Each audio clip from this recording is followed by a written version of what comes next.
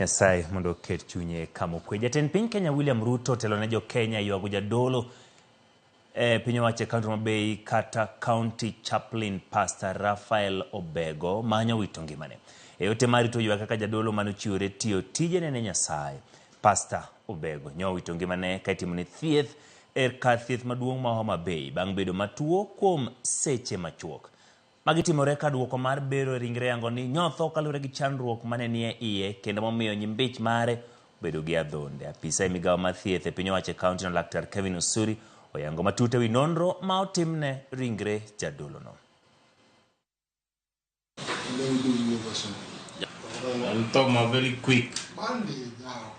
Ni unko demandi. Ronya wawinjore gi family ni mondo watim gimiluongo ni postmortem kata bero mar gamose nendo.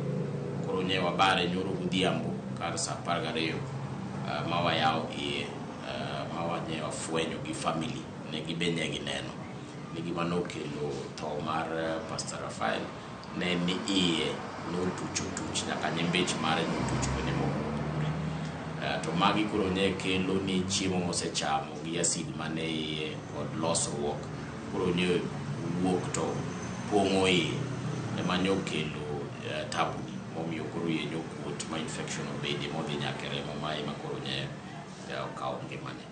But okwadwa wacho ni ang'o mane okelo tuch marach nikech tuch marach nyalo bedo gik mang'eny mopogore opogore.